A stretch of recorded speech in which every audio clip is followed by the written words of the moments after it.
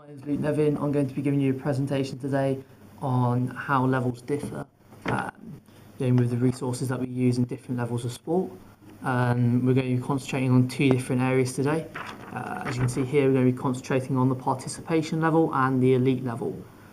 With that participation level, will generally sort of be main fitness levels, just keeping up people just participate for the fun of it, or it could just be that kids being introduced into the sport and joining in and starting the early years of their career. The elite level will be the level of which you're a professional athlete. It's your job. That is what you do for a living, and you play at the highest level of your sport. For example, the Premier League in football, or any sort of higher level league in a European country. Moving on to the next one, the purpose of performance analysis at participation level. As you see here, we could have the identification of talent. So you might send a scout over to do some talent scouting. They might go to youth games, kids at a very young age, which they think match the criteria of the analysis that they're looking at. If they do so, then they might ask for permission to video a match, by the manager and by parents, so that what they can do is they can report that video back to the coach at the higher level of club, and that club might potentially want to sign that player to see if they are a player that they'd like to develop as well. That's the next area we're going to move on to, the development of a player. So you might pick up video analysis of players which play at the elite level, and you might then do a video of a player at the participation level, and you might analyse and sort of match up what areas they do similar to an elite player, and that's what makes them a good player. And then what you do is the areas in which aren't good enough, you might try and use that video analysis to help develop that player and their game further on through their career. As we're just moving on now, the purpose of doing this at elite level would be funding. For example, you could have a club which they want to bring in a player, but they only have a certain level of funding. They might have a wage budget of 10 grand a week for a player.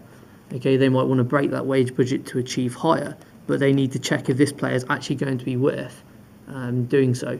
With doing this, the purpose of analysing their performance as well would be to see if they also fit into the shape of the team, and how well they're going to work with other players, and if they work to the chemistry and the tactics that the manager likes to use. If they're not going to be, then there's no point in using the funding to choose that player to have them in your squad. Another area of elite level would be team selection. For example, you've got Lionel Messi here, one of the best players in the world at elite level. With that, he's had his fair few injuries.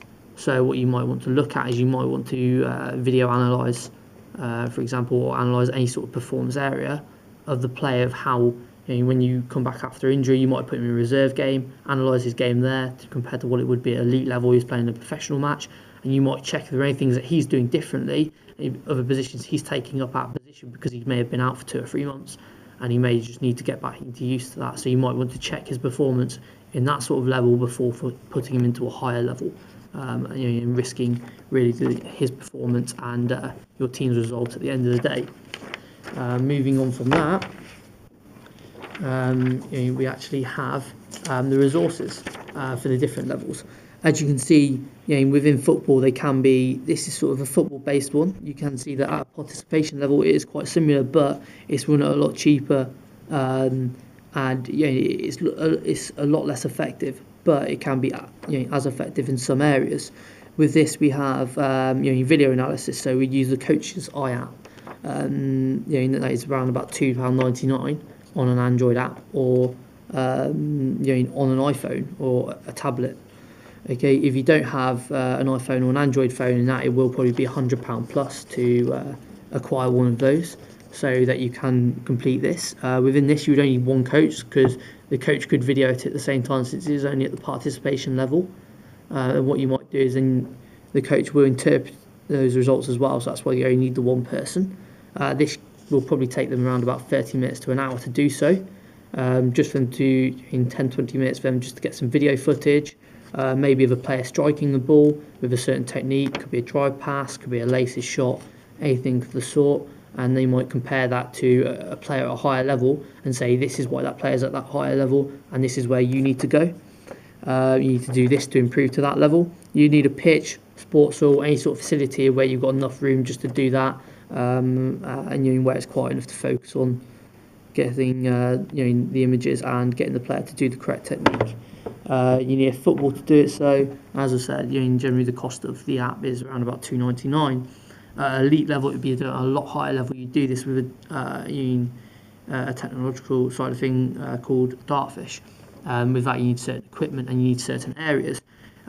With this, sometimes it can usually cost around about £1,500 with that. With Dartfish, depends on how many software logins you get. Usually it comes with a software, so really you'd need a computer to do so.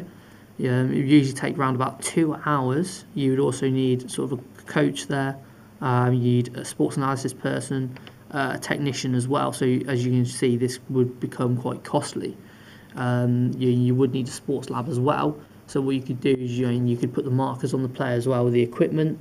So you have the markers on them, so you have them in certain angles on the legs. So what you could do is you could interpret the angle of what the player is striking the ball at, the shape in which they're striking the ball at, compared to a player which might be in a bit better form than them. So what they can see is they can see where they're striking the ball wrong, and they can point out to them the improvements which they need to make so that they're playing at that higher level, and that they're getting a better performance out of it. But yeah, that's basically it. Thank you very much for my presentation today.